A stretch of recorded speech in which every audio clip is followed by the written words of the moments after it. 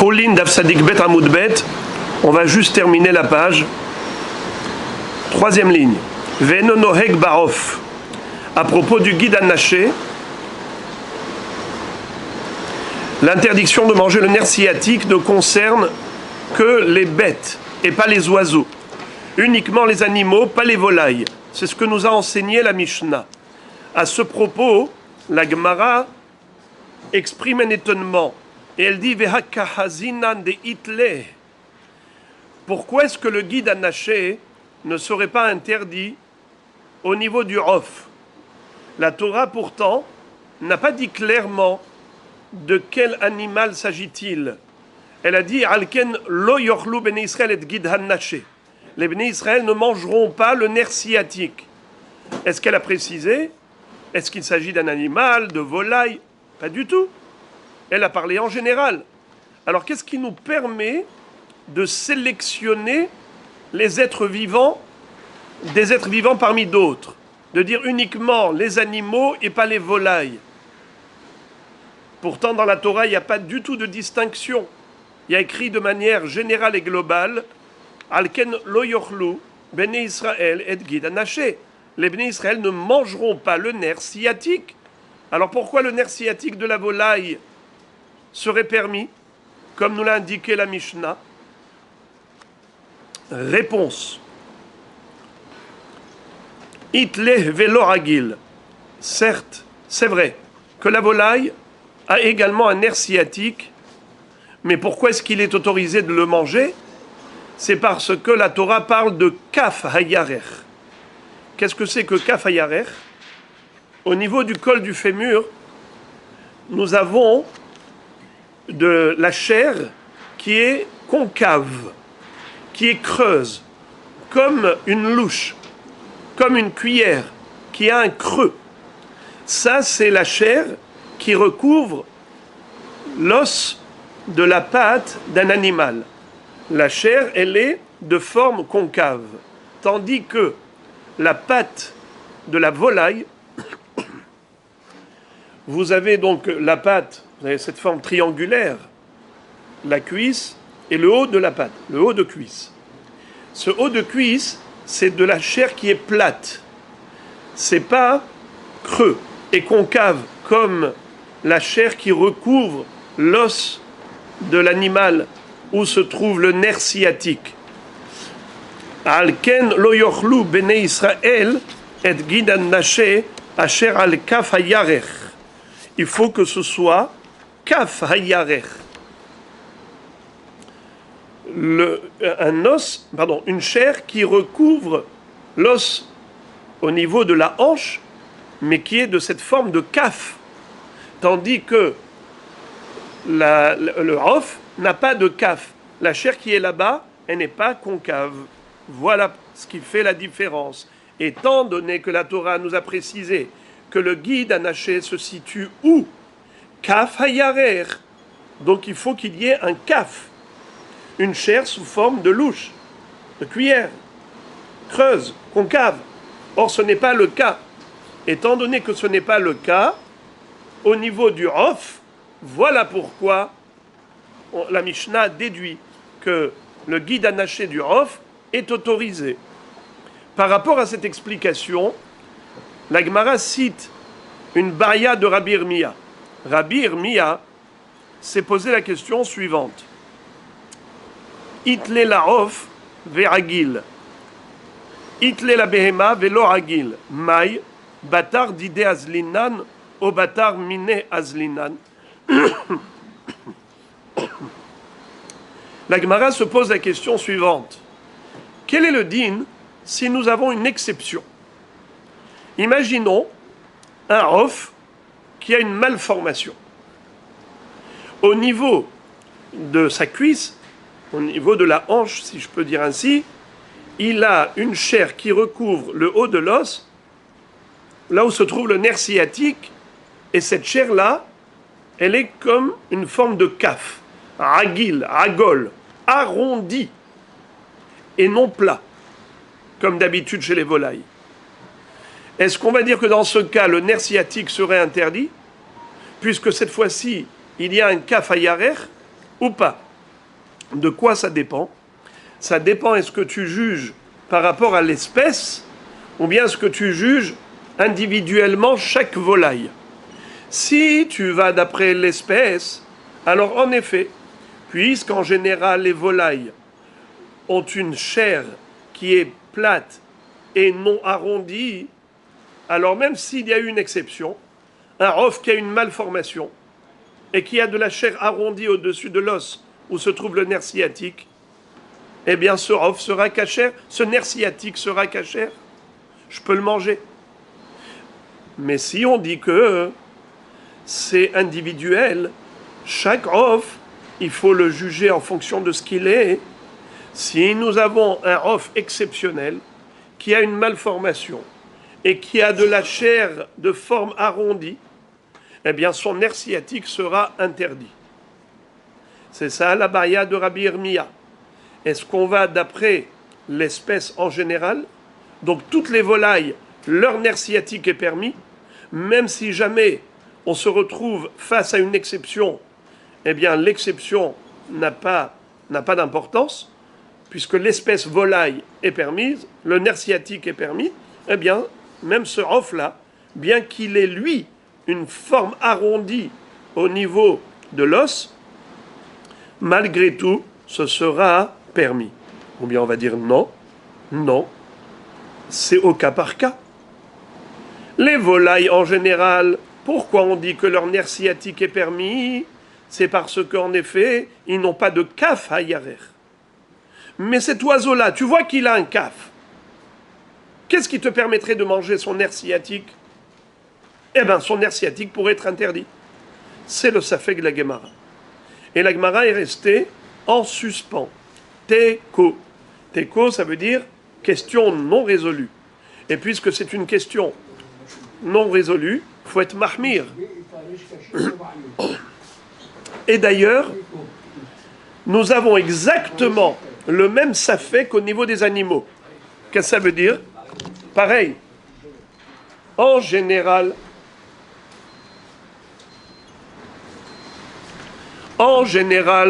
nous disons que l'animal, son nerf sciatique est interdit. Pourquoi? Parce qu'il a de la chair arrondie au-dessus de l'os où se trouve le nerf sciatique. Il a un kaf à yarer. Il a un kaf. Mais quel serait le din si on a un animal auquel on a fait la shrita et on trouve qu'au niveau de la patte, au niveau de la hanche, la chair, elle est plate, elle n'est pas arrondie. Il a une malformation. Est-ce que ce serait permis ou interdit de manger ce nerf sciatique? On a le même problème. Peut-être oui, peut-être non. Eh bien, la Gemara, là aussi, elle reste en teko, question en suspens. Non, mais la forme de la chair, c'est qu'elle recouvre l'os de manière arrondie. Si vous voulez voir, moi j'ai un dessin. Si vous avez le dessin, alors une image vaut 1000 mots. Ce n'est pas seulement par rapport au nerf sciatique, parce que la partie basse, on aurait pu interdire que la partie nerf, mais on enlève tout le bas. Pourquoi? Parce que la graisse, non, élève. La graisse, c'est extrêmement difficile de retirer toutes les parties où se trouve la graisse interdite.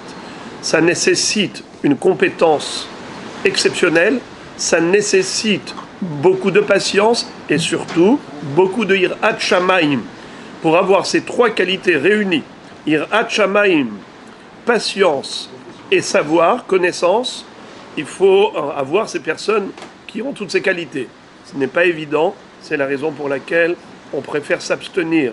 Dans le doute, on s'abstient, et ça c'est la grandeur du peuple juif qui ne prend jamais de risque par rapport aux interdictions.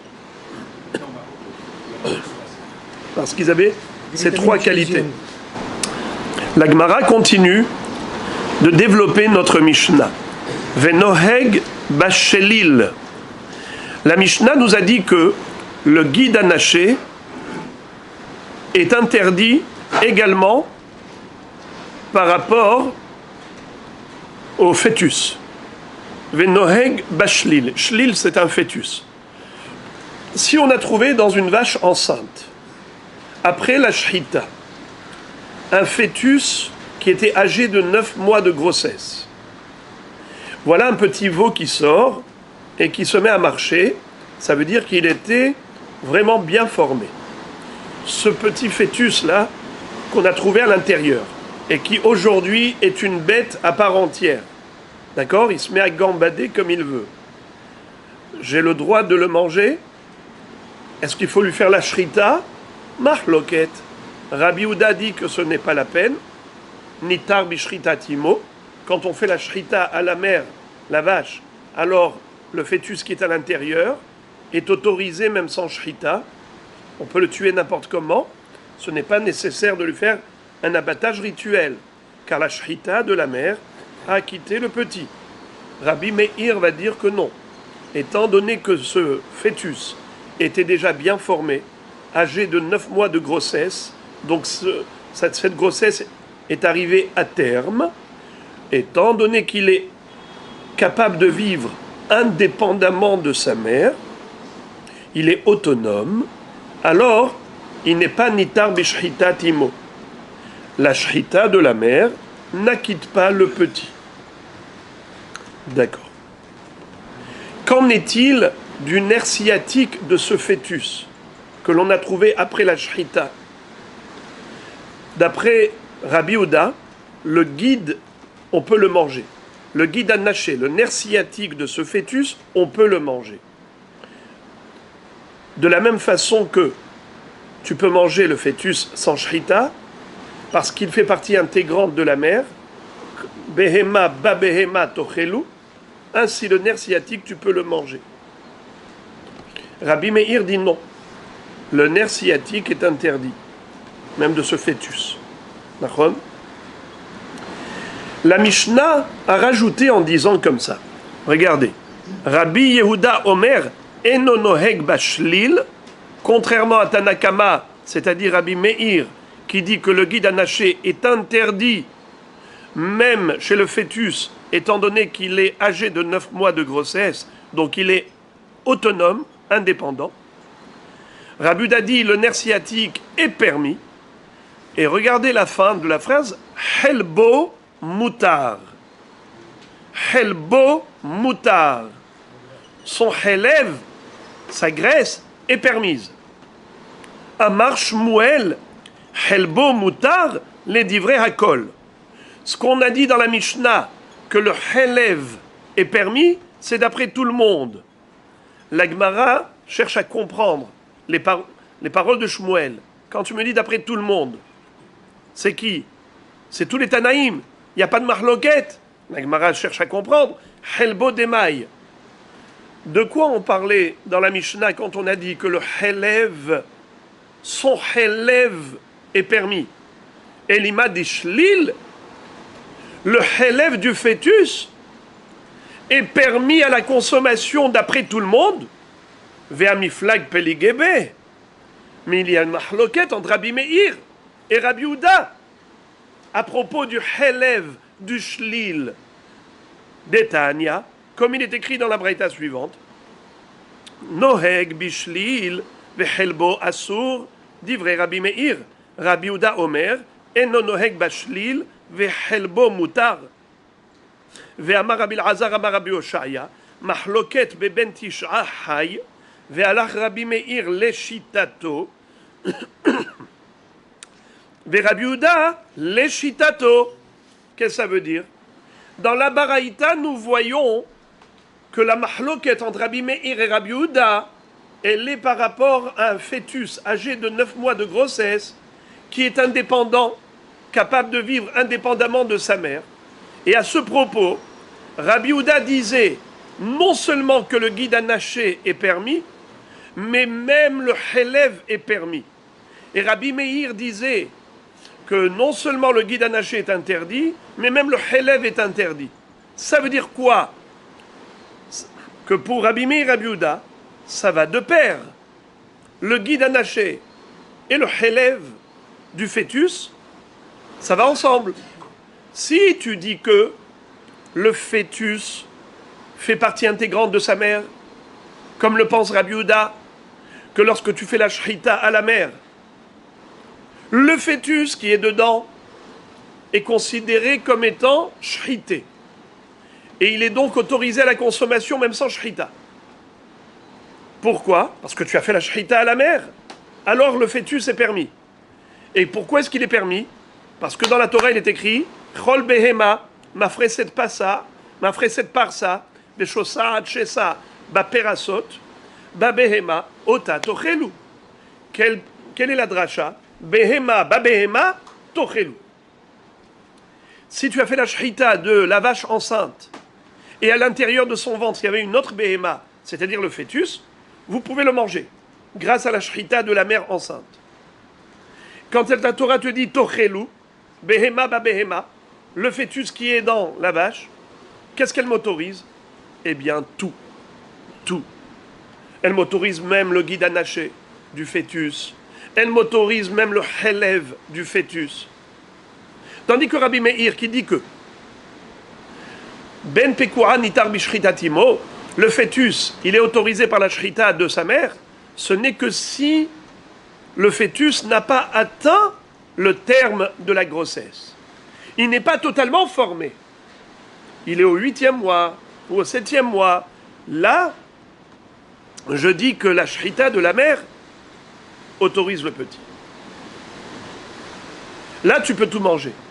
Mais s'il est ben tisha hay, s'il a 9 mois de grossesse, s'il est encore vivant, donc il est indépendant, c'est comme s'il était déjà né. Une bête qui est déjà née, il lui faut la shrita séparément, bien sûr. Son chelev est permis, interdit. Son guide anaché est permis, interdit. Voilà comment Rabbi Meir considère le fœtus âgé de 9 mois de grossesse qui est vivant dans le ventre de sa mère. Donc ne me dis pas que tout le monde est d'accord que le chelev du shlil est permis.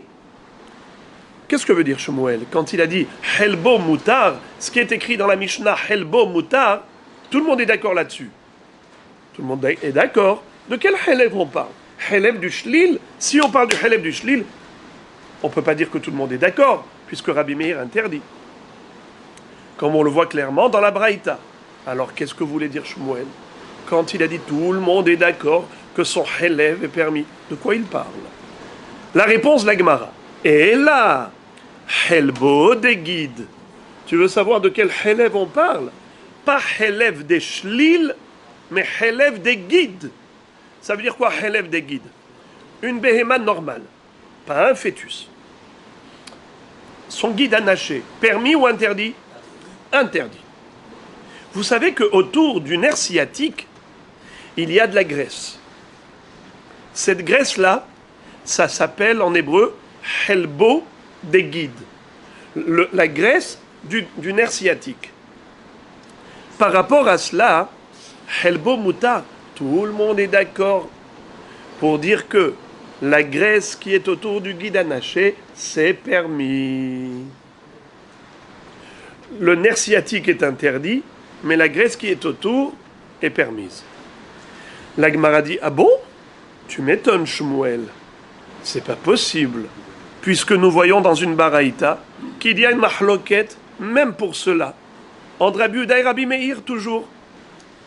Il y en a un qui va dire que le chelev du guide est interdit, et l'autre va dire que le chelev du guide est permis. Alors comment Shmuel a pu dire que la Mishnah, quand elle a dit helbo mutar, ça fait l'unanimité? C'est pas vrai. Il y a une divergence d'opinion à ce propos, comme on le voit de la Braïta. Regardez la Braïta. Hamiflag peligeba. Voici qu'il y a une mahloket à ce propos. Detania guide hannaché mehatet harav bechol makom shehu vehoter shamno meikaro. On dit vrai Rabbi Meir. Rabbi Yehuda Omer gomemo rima shofi. Qu'est-ce que ça veut dire?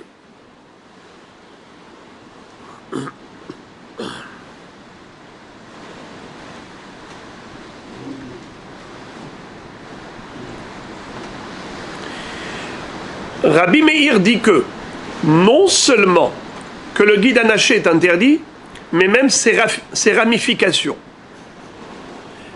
Les petits, comme des petits filaments qui sortent du nerf sciatique et qui s'enracine dans la chair. Et également le shuman, le helef qu'il y a autour du guide et qui s'enracine dans la chair. Tout cela, d'après Rabbi Meir, il faut aller les déraciner et jeter. Tu ne peux pas manger ni le guide, ni ses ramifications, et ni la graisse qui est autour du guide, et même ce qui est introduit dans la chair de la bête qui provient du guide. Tout cela, il faut absolument l'éliminer, parce que c'est assourd. Rabbi Yehuda ne va pas jusque-là. Rabbi Yehuda dit « Gomemo rima shofi ». Shofi, c'est-à-dire l'os. Alors il faut juste enlever la graisse qui est au-dessus de l'os. Tu le rases, gomem, tu le rases, parce qu'il y a mar'ita aïn. Il y a un problème de mar'ita aïn.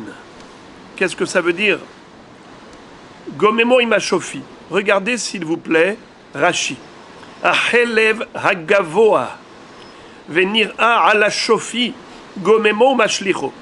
La graisse qui bombe, qui gondole au-dessus de l'os, qui dépasse l'os. Ça, tu dois le raser et le jeter avec le jeter. Mipene mar'ita aïn. Juste à cause de mar'ita aïn, de ce que les gens peuvent penser. Chez loïrae ke ochel guide. Pour pas qu'il donne l'impression qu'il est en train de manger le guide. Aval ikaro veshorcho shel shuman veshel guide mutarim. Par contre, les petites racines qui s'introduisent dans la chair, qui se faufilent dans la chair, que ce soit les filaments, les ramifications, ou que ce soit la graisse du guide qui est introduite dans la chair, tout cela c'est permis, tu peux manger. Il n'y a même pas de mar'ita aïn. Mar'ita aïn, c'est la graisse qui déborde au-dessus du shofi. Ça, tu coupes, tu rases et tu jettes. Donc nous voyons clairement qu'il y a une mahloket entre Rabbi Yehuda et Rabbi Meir à propos du Helev Hagid. Pour Rabbi Meir, c'est interdit. Pour Rabbi Yehuda, c'est permis. Alors comment Shmuel a pu dire que cette phrase de la Mishnah, Helbo Mutar, c'est les divrei Hakol? C'est pas vrai. Réponse. Les Olam Helbo des guides. Umode Shmuel de Rabbi Meir mide Rabanan Asur. Qu'est-ce que ça veut dire?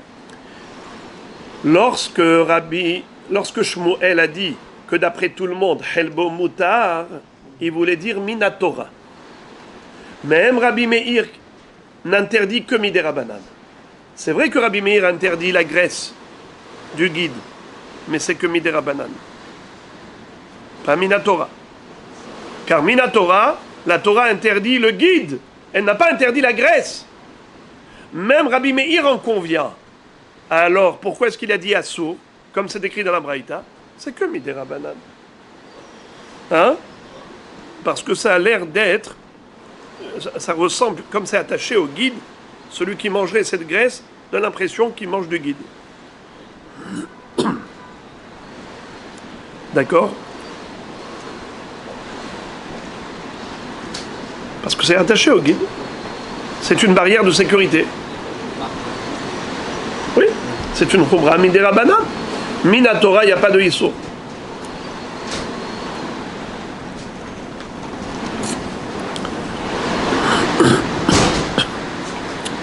Detania, Veshamno, Mutar, Veisrael Kedoshim, Nahagubo issur. Maïlav Rabbi Meiri, De Amar Mutar Minatora Ve'asur midei Rabanan. La Gemara veut dire que la Braïta corrobore. La Braïta soutient cette thèse de faire dire à Rabbi Meir que Mutar Minatora Ve'asur que midei Rabanan. Puisque dans la Braïta c'est écrit Shamno Mutar, le Shuman du guide est permis. Ve'Israel Kedoshim Nahagubo issur.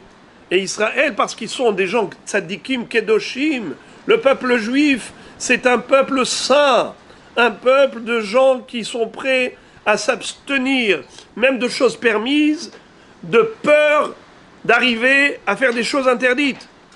On se met des barrières de sécurité. Israël kedoshim nahagubo issur. Maïlav Rabbi Meir, a priori, c'est qui l'auteur de cette braïta? C'est Rabbi Meir. Pourquoi? Parce que Rabbi Uda, lui, il a dit que c'est permis, les gamres, même les maasé. De Amar Munato. Donc forcément, c'est Rabbi Meir qui a dit que c'est mutar minatora ve'asur miderabanan. La Gemara dit non. Mimai, dilma Rabbi Uda, aval Rabbi Meir, midoraita name asir. Peut-être que Rabbi Uda, quand il avait dit permis, c'est permis minatora, mais peut-être que Rabbi Uda, c'est lui qui est mahmir miderabanan. Par contre, Rabbi Meir, aval Rabbi Meir, midoraita name asur. Je peux te dire que Rabbi Meir, il pense que le Shuman qui est collé au guide, il est asur minatora. Et c'est qui cette baraïta qui a dit que ça asur que miderabanan, Israël kedoshim hem? Peut-être que ça, c'est Rabbi Uda. La Gemara dit Los al kadatar. Faux. Détrompe-toi. Pourquoi? Detania, guide anaché, mechatet aharav bechol makom sheu, veshamno mutar. Dans la Braïta, il est écrit que le guide anaché, il faut aller le chercher un peu partout.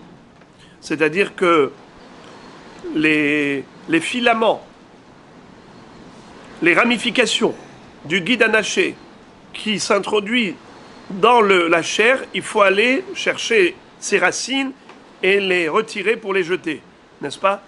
C'est qui dit ça? C'est Rabbi Meir, puisque d'après Rabbi Uda, le guide anaché, les filaments sont permis. Et pourtant, qu'est-ce qu'il dit? Shamno mutar. Man shamat le de itle hatita. Rabbi Meir, veka amar chez Shamno mutar. C'est qui a dit qu'il faut aller chercher les ramifications du nerf sciatique? C'est Rabbi Meir. Et pourtant, qu'est-ce qu'il dit? Que le Shuman est permis. Donc ne me dis pas que d'après Rabbi Meir, le Shuman du guide anaché serait interdit minatora. Non, c'est pas possible. Puisque celui qui réclame et qui exige d'aller trotet, d'aller creuser dans la chair pour aller chercher les filaments, c'est que notre note, c'est qui? C'est Rabbi Meir. Et pourtant, il te dit clairement que le Shuman du guide est permis. Donc de quoi il parle? Il parle de permis minatora. Aval, Israël kedoshim hem, venahagu bo isur. Mais les Bnei Israël sont des tzadikim, se sont interdits par mesure de sécurité, même le Shuman du guide, bien que minatora c'est permis. Enfin, la Gemara conclut en disant Amar Rav Yitzchak bar Shmuel bar Marata, Amar Rav, Lo Asra Torah, et l'Aknot Shebo.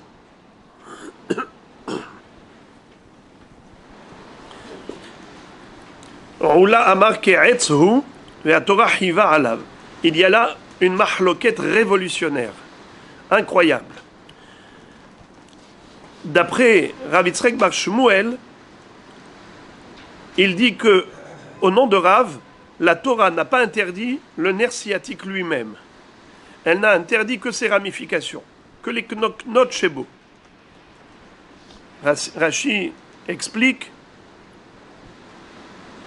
knoknot gidim dakim, des nerfs fins, haolchim beorech hayarech, qui vont dans la longueur de la pâte, mais hamat abassar, mitahat abassar, sous la chair, migida hitzon, la guida penimi, et en fait, ça traverse depuis le nerf sciatique qui se trouve à l'extérieur et le nerf sciatique qui est à l'intérieur, vehen hena asurin, et ce sont ces knoknot là qui sont interdits par la Torah.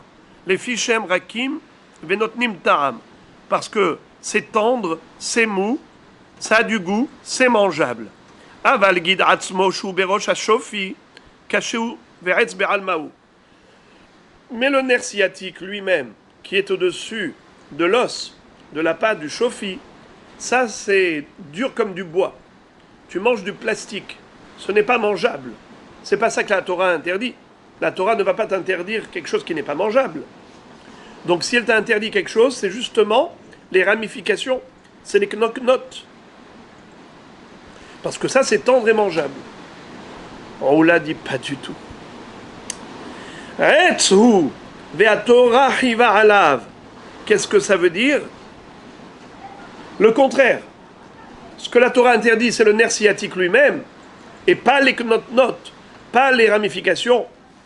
Et bien que ce ne soit pas mangeable, c'est comme du bois, c'est comme du plastique. La Torah l'a interdit. Tu poses des questions sur la Torah. Si la Torah te dit tu ne vas pas ingurgiter cet élément, qu'il soit comestible ou pas, ça ne change absolument rien. La Torah t'interdit l'action d'avaler, de manger cet élément qui s'appelle nerf sciatique. Pourquoi? En souvenir de l'histoire de Yaakov Avinu qui a été agressé par l'ange qui l'a frappé au niveau de la hanche et qui a disloqué la hanche et le nerf sciatique qui a sauté de sa place. Alken lo yochlu ben Israël et gid anaché. D'accord? Mangeable ou pas mangeable, laisse tomber la philosophie.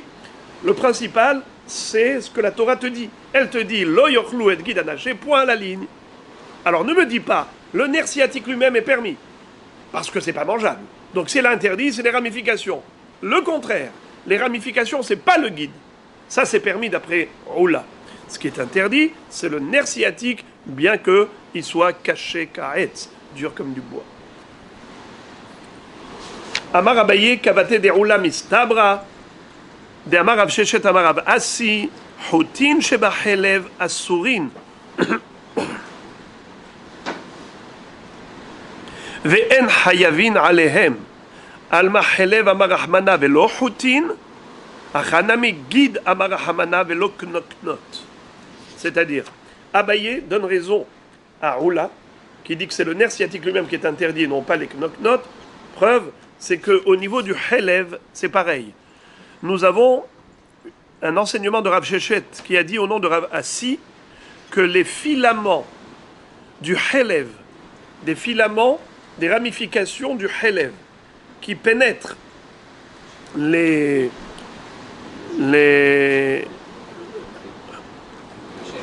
hein? Oui, la chair, eh bien ces choutim là sont minatora permis et c'est interdit comme midérabanan. Asurim ve'en hayavim aleem karet. Ça veut dire quoi? C'est interdit midérabanan, mais il n'y a pas de chiyuv karet parce que minatora c'est pas asur. Alors pourquoi? Parce que quand la Torah te dit chelev, c'est la graisse en bloc et pas les filaments, pas les choutim. La même chose, le guide anaché. La Torah interdit le guide, le nerf sciatique lui-même, et non pas les ramifications, et pas les choutim. Donc, c'est clair, net et précis, dit Abaye, que la Torah, quand elle interdit guide anaché, elle fait allusion au guide lui-même, et non pas au knoknot. Bruchim tiyu.